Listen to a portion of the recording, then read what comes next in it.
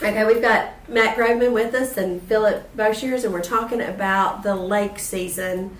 And I just pulled Matt in. He happened to come in. But in thinking about what I've always thought lake season was Memorial Day to Labor Day, Phillip has taught me that it has extended. And I know you, with Helping Hands, you do the cleaning service and provide that for a lot of lake owners, a lot of Airbnbs, VRBOs.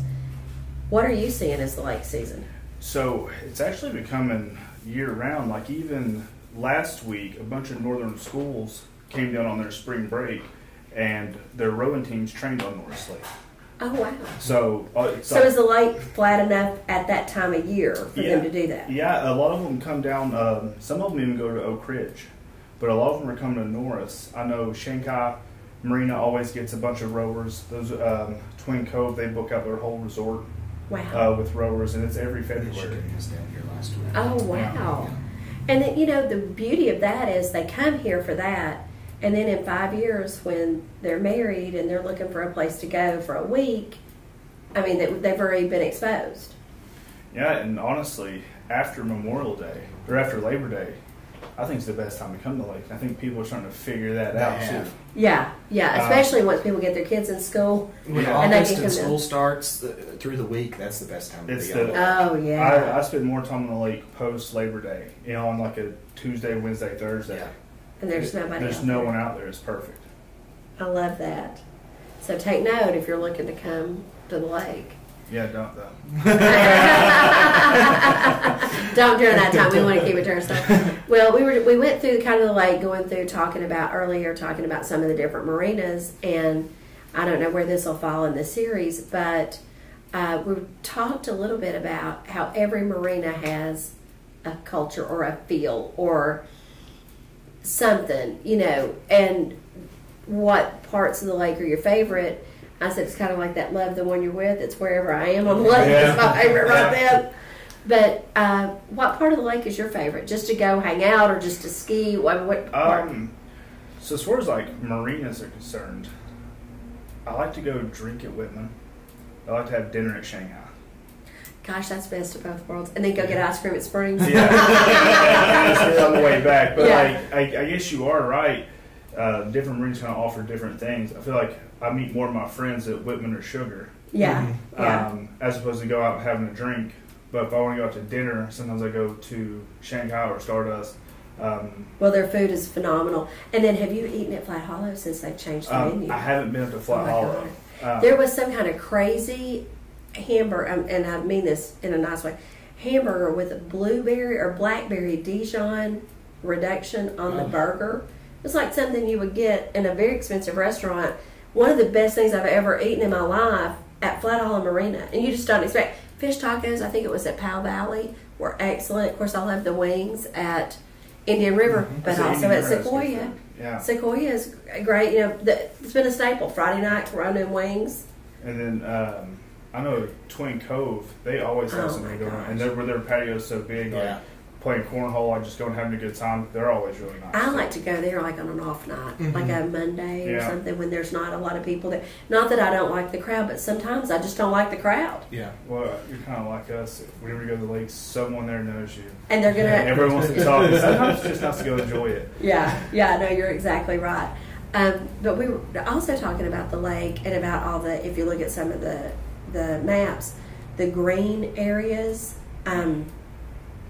those state land or federal, whatever Chuck Swan is, and whatever, we always called it the area. You have to say it that way, the area out at Macedonia. But those, if you're around those, you're not going to have private dogs. You're not going to have, it's going to be a little bit more quiet. And there's some places between Sequoia and Whitman and Sequoia and Indian River that there's a lot of quiet empty places. coves. Yeah, empty coves that you can just go hang out. I lived out by Indian for forever, and it was always the quietest, nicest place on the lake. Yeah. Because sometimes early in the morning, you had all the fishermen. Yeah. But after about 7 a.m., there was no one. Yeah. Because White Bridge is right around the corner. Mm-hmm. They would all come from there. But you didn't really have much. No. And White Bridge is what the locals have always called Lona's the Lowndes, Campbell County Park. Oh, Lowndes Young and Campbell County Park. Yeah, I didn't so if you're know looking that. on a map, that's the name of it. But we always call it the White Bridge. Yeah, and I was didn't just know the real name. I forget how much older I am than everybody. And a minute ago, I said, you know, like when we were kids, people would jump off the top of the Cedar Creek Bridge because it had a metal frame, and they would get up and jump off the top. I said, now there's no metal frame, and Phillip said, no, not my lifetime. I said, oh, I forget how much older I am. I remember that one. But yeah, I remember guys would always get in trouble for diving off the top of it. Can you imagine that? How stupid that is. I remember a big box truck was coming out of Deerfield. When we stopped it and climbed on top of it and jumped off that. Because that was safe. Yeah. Safety first. Like you tell everybody that works at Helping Hands, safety first. The water was high. It wasn't as far as what you'd think. Yeah, but it was still probably pretty was up far. there. But we've kind of gone through the lakes and talking about the different areas. What's your favorite thing to do on the lake? Are you a wakeboarder? Are you just go fast? I listen to music. I like to surf. But I guess I spend more time doing nothing out in the middle of the lake. When I can get on the lake, I try to get where my phone doesn't work. Yeah. To be perfectly honest, there's a couple of places you've taken me in Big Creek, between Whitman and I guess the big water of Big Creek, which isn't the real big water, but the big water of Big Creek. There's a couple of coves and my phone doesn't work. And if I can get on the lake, I really want to be away. Not working. Yeah. Right. Yeah, I spend more time in the middle of the lake doing nothing. Yeah. Just go flow. Yeah. We usually surf a little bit in the morning, a little bit in the evening. Yeah. Sometimes on the way back, but most of the time it's just going out there and doing nothing. Do you ever go to the bridge type?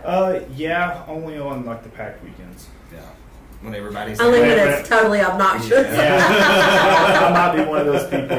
We took my little nephew. It was 4th of July. I don't remember if it was the 4th of July or the day before, the day after. My nephew wanted to see it. And he's little.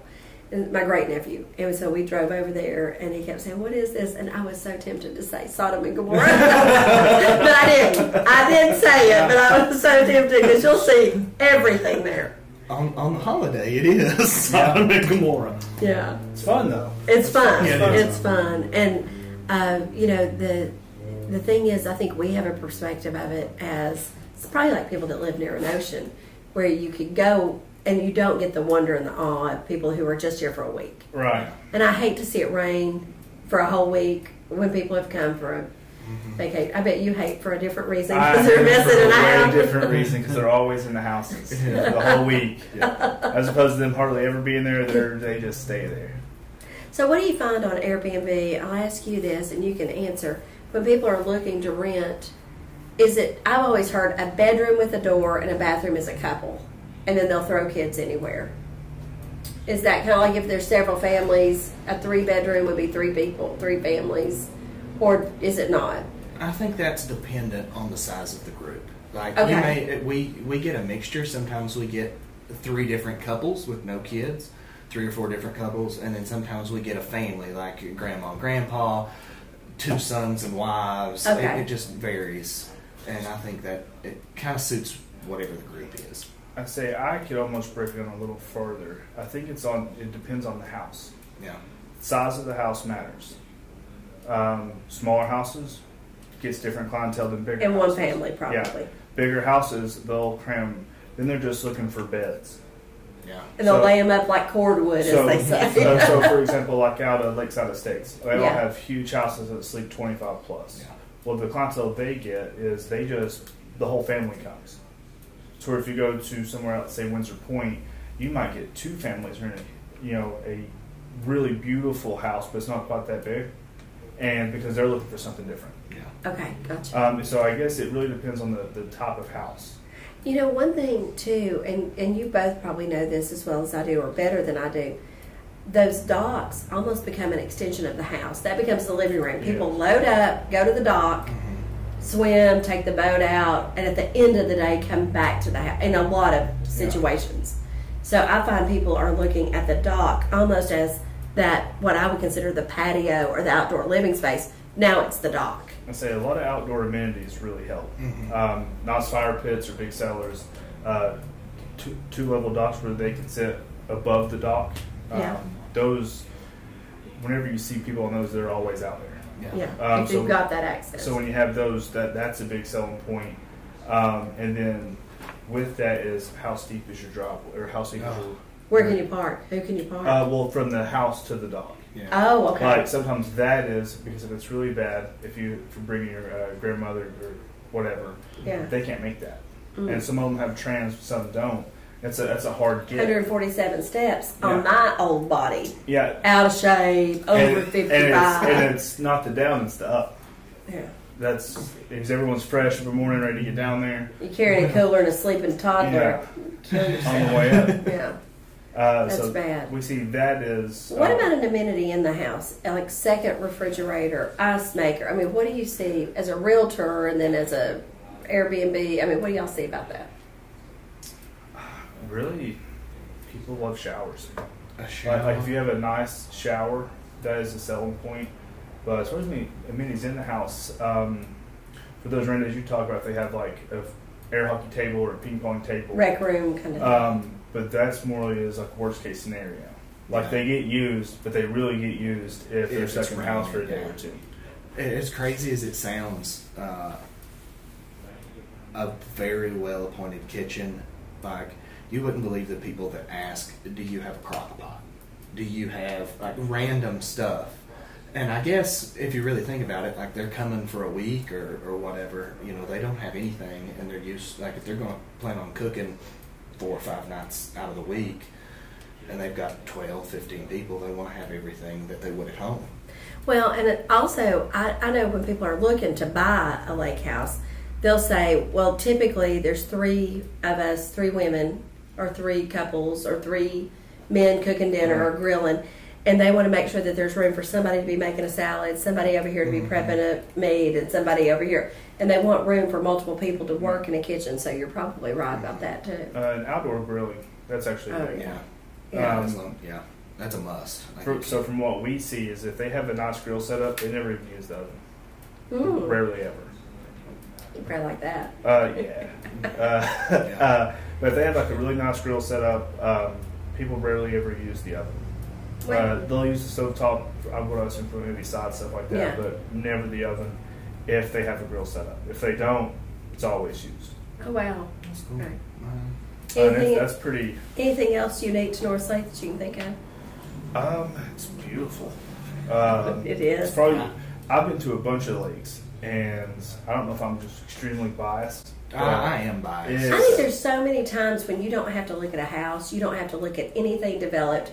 There's so much undeveloped land, and it's protected, that I love to be on the boat and just be looking at trees. It's almost like God just set this, TVA, just set this lake in the middle of mountains, and it's untouched.